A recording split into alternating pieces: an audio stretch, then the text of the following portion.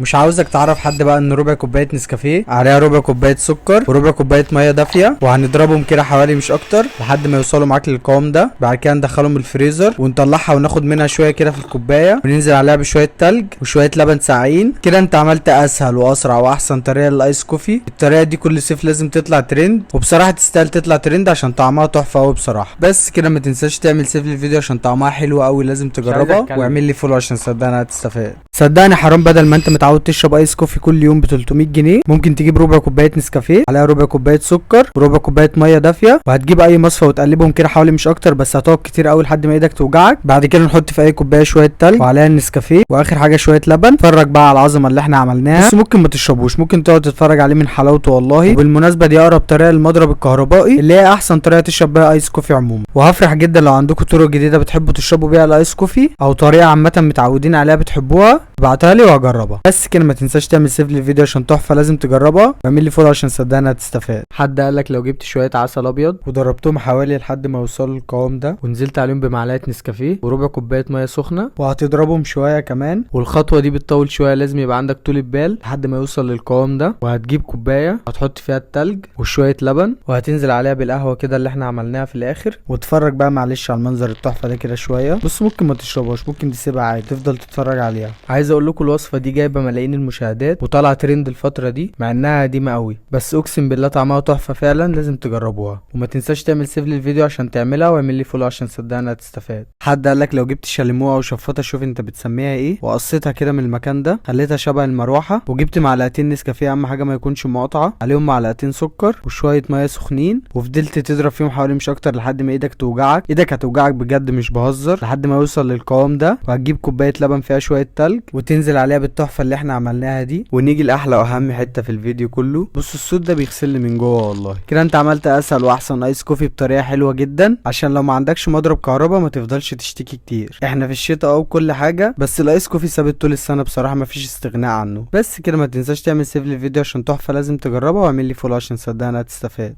حد قالك لو جبت اي نوع شوكولاته وسيحتها وحطيتها في اي كوبايه ورق، وعملتها كده بالشكل اللي انا بعمله ده، ودخلتها الفريزر دقيقه بالظبط تمسك نفسها، وجبت معلقه نسكافيه عليها معلقه سكر وشويه ميه سخنين، وضربتهم كده حوالي كتير قوي لحد ما يوصلوا للقوام ده. والمرحله دي بتطول زي ما اتفقنا، خلي عندك طول بال. وهتحط القهوه اللي احنا عملناها كده في الكوبايه، وشويه شوكولاته من اللي احنا سيحناهم كده في الاخر، وهتسيبها في الفريزر لحد ما تمسك نفسها. وهتطلعها وتحطها في اي كوبايه عليها شويه لبن سخنين وشويه تلج. وعاوزك تقلب في المرحله دي جامد، والاحسن انك تقلب حلو قبل ما نحط التلج عشان الشوكولاته تدوب خالص. عاوز اقولك من غير افوره والله، بس طريقه الايس كوفي دي ذكيه جدا ومختلفه، طعمها تحفه واختراع، صدقوني لازم تجربوها. بس كده ما تنساش تعمل لي فولو عشان صدقني هتستفاد.